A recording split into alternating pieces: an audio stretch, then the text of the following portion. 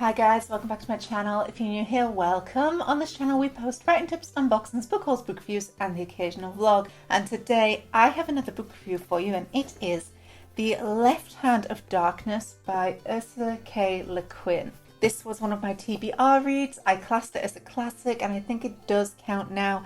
I love our edition. Look how pretty it is with the blue foiling as well.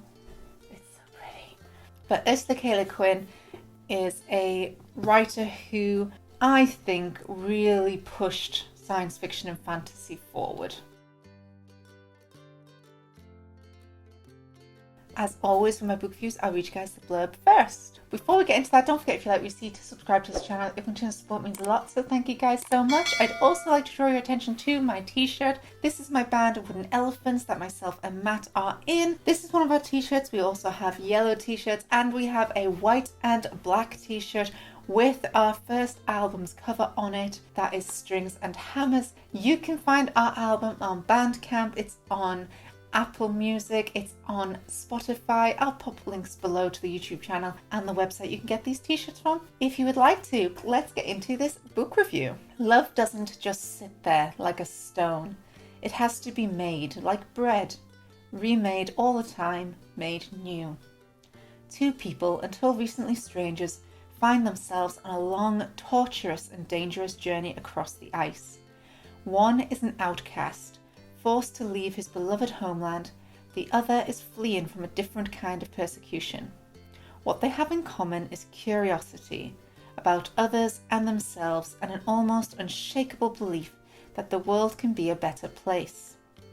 As they journey for over 800 miles across the harshest, most inhospitable landscape, they discover the true meaning of friendship and of love. There are reviews on the back. We have Ursula K Le Guin is a Chemist of the Heart by David Mitchell. It's a giant thought experiment that's also a cracking good read about gender, Neil Gaiman, and a rich and complex story of friendship and love, The Guardian. It does have an introduction in here by David Mitchell and also China Mayville, and I highly recommend reading those before you read the story. I found them fascinating. They're praise for the book, but also give you thoughts to think about as you read it. It also has an introduction from Ursula K Le Guin herself, and I have a quote from that, which is, "Novelists are liars." And I just found that great. She says novelists are liars, and I mean, it's true.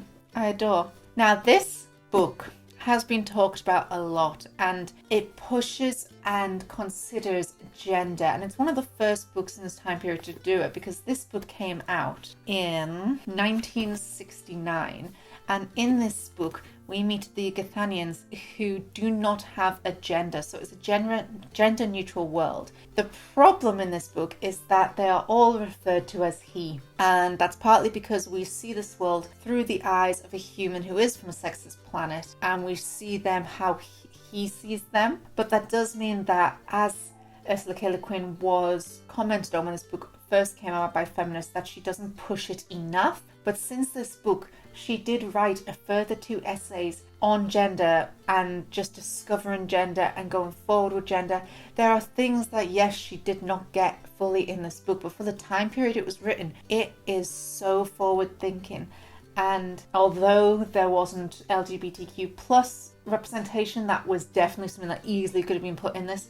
And although everyone was referred to as he, they were shown to be non-gender at the same time. It began the conversation, and by one writer doing it, it paves the way for others to go further into this area and this representation. As always in my book reviews, I'll go through the quotes first, and then we'll get into my overall review of this book. Honestly, it was so much easier to read than I thought it would be. I thought it's an older book, it's a classic, it's going to be wordy, and just a little bit more difficult. Like the classics like Pride and Prejudice, it takes me a little bit to get in. I know it's way older than this book, but it always takes me time each time I pick it up to get back into the story. This wasn't like that for me. I actually found it really easy to read. But let's get into my quote. So page 50. As a reference, Gathanian vehicles go a maximum of 25 miles per hour. Gathanians could make their vehicles go faster, but they do not. If asked why not, they answer, why? Like asking Terrans why all our vehicles must go so fast, we answer, why not? No dispute in tastes. Terrans tend to feel they've got to get ahead, make progress. The people of winter, who always live in the year one, feel that progress is less important than presence. That's just something maybe should live our lives by. I love that. Page 90. When the individual finds a partner in Kema, hormonal secretion is further stimulated, most importantly by touch, secretion, scent, until in one partner either a male or female hormonal dominance is established. The genitals enlarge or shrink accordingly. Foreplay intensifies, and the partner triggered by the change takes on the other sexual role, without exception. If there are exceptions resulting in Kema partners of the same sex, they are so rare as to be ignored.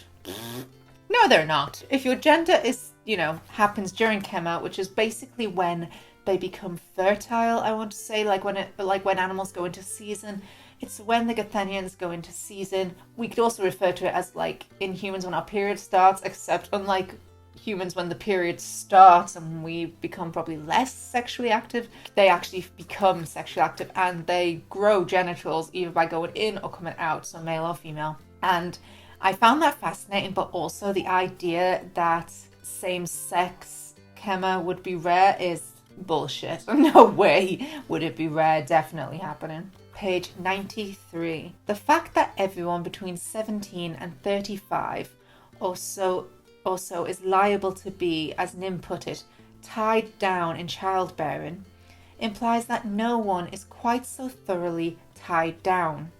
Here, as women elsewhere, are likely to be psychologically and physically. Burden and privilege are shared out pretty equally. Everyone has the same risk to run or choice to make. Therefore, nobody here is quite so free as a free male anywhere else. Just let that sink in. This is Ursula K Le Guin talking about the disparity between men and women on our own planet, which in this book is referred to as Terran, and the fact that women are psychologically and physically sort of put down and tied down more than men, especially when it comes to pregnancy. Whereas the Gathanians, because either partner could become pregnant and either partner then takes on the child, it could change each Kema. So you could be male on one, or you could be female on this next one. You could both end up with a child, and whichever person bears the child is the one that keeps the child and looks after it. And just let that sink in. Really seriously. My next quote is page 130, and this one really hit me in the feels. Like, I did almost cry at the situation. I have here what I was asked to bring you, I said, and gave him the foilskin wrapped packet of money, which I had set out on a table ready after his call. He took it and thanked me gravely. I had not sat down. After a moment, still holding the packet, he stood up. That is just fantastic showing at how their relationship is disintegrating, and I just felt that so hard. I can't really explain why, but just the fact that our protagonist, refused to sit down to the point where our Gathanian had to stand up. I don't know. Oh, it got me, okay? Page 170. 26-day lunar cycle that makes their unvarying month and approximates their sexual cycle. Is that based on periods or just literally the lunar, as in the moon calendar? Page 175, it's not a quote but a question. If you have read this book, you'll know what I mean. Our protagonist is sent to Pulfen, which is a commensality third voluntary farm and resettlement agency. That, to me, feels like a concentration camp. And even the description of how they sleep in bunks just brought back the images from Man's Search for Meaning. I will read that quote for you now. We slept on 5-foot deep shelves all around the walls of the room in 2 tiers. Old prisoners scrambled for the upper tier, the more desirable since heat rises. Has to be based on the concentration camps. It has to be. Page 212. How does one hate a country or love one? Tibet talks about it. I like the trick of it. I know people, I know towns, farms, hills and rivers and rocks. I know how the sun at sunset in autumn falls on the side of a certain ploughland in the hills. But what is the sense of giving a boundary to all that? Of giving it a name, and ceasing to love where the name ceases to apply? What is love of one's country? Is it hate of one's uncountry? Then it's not a good thing. Is it simply self-love? That's a good thing, but one mustn't make a virtue of it or a profession. I just love that. It's the description of borders, basically, and yeah, just Ursula K Le Guin in this book is seriously questioning humanity. And then my last quote in this is page 234, and it is about women. So it's a Gathanian asking about women. Do they differ much from your sex in mind behaviour? Are they like a different species? No, yes, no, of course not really. But the difference is very important.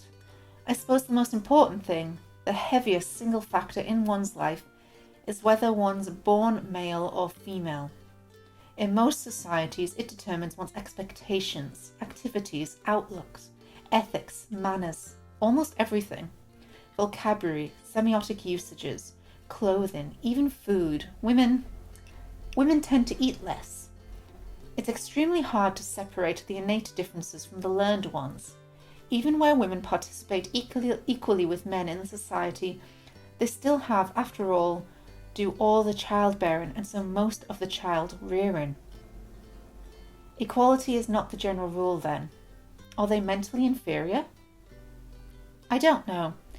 They don't often seem to turn up mathematicians or composers of music or inventors or abstract thinkers. But it isn't that they're stupid. Physically, they're less muscular, but a little more durable than men.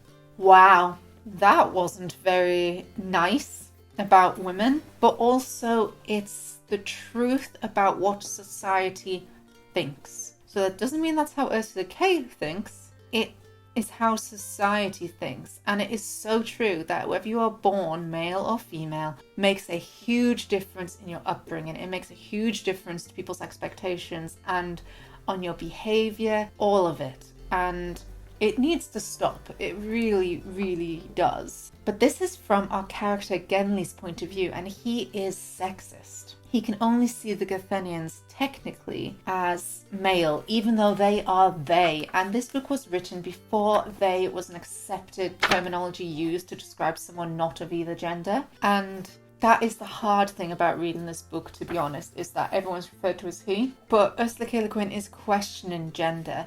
In interviews with Ursula K Le Guin herself, she admits that in her earlier works, she tried to write like a man because only men could sell books, especially in science fiction and fantasy. And then it wasn't until her later works she stopped and just started writing as herself. It's utterly fascinating and obviously played a huge part in Ursula K Le Guin's background. She was criticised for not going far enough, and part of that is because all the characters are referred to as he. It's also where yes, it's questioned, but Ursula K Le Guin isn't giving us the answer, but then she's not trying to give us an answer. She's trying to make us think about gender and think about the inequality in the human race. That she also misses an opportunity for gay romance, basically. And I think if that was added, obviously this book could be better. And if the he was changed to they, it could be so much better. But at the same time, you have to have respect for Ursula K Le Guin for not editing the book and instead writing 2 further essays about everything she brought up in this book. So she admits in those essays and she changes her mind between the essays. So I can't fault her. She is discovering things and inviting us to discover with her. This was a really hard book for me to review because for its time, it's groundbreaking. And when you think about it now, it could have gone a lot further. And we see the world through a sexist character. And just, yeah, it was very difficult to review. It's also so famous. But overall, I found it surprisingly easy to read. I was really fascinated by this world. It was amazing how, in a small book, the writing isn't that small, and it's only 300 pages long. And yet in that, Ursula K Le Guin has created 2 whole cities, an entire planet, two races of humanoid beings, a galactic governmental system. How? In 300 pages, and you really get to know all the characters in this. It is superb. I also find on page 297, when the character arc of Genli is confronted by people who show an actual gender and how that affects him as our protagonist, is really fascinating, because it shows how you change and adapt to what you get used to, and when you do get used to something, seeing the opposite is confusing. Overall, I gave this book 8 out of 10 for enjoyment, writing style 9, plot 10, world building 10, characterization 10, representation for this time period 10, and originality 10. Overall, I give this book 5 stars out of 5. Honestly, I will reread this, and I'm definitely going to read more of Ursula K Le Guin. She's fantastic, and the questions and thought-provoking things that this book brings up and leaves you with, mwah, I adore her. And that's it. Thank you guys so much for watching. I hope you enjoyed this review. If you like what you see, don't forget to subscribe to this channel. If you like to see as soon as I upload, click the little bell down below. You can also follow me on Instagram, Facebook, and Tumblr. I post bookish pictures as well as more tips and unboxings on there. And thanks for watching, guys. Bye.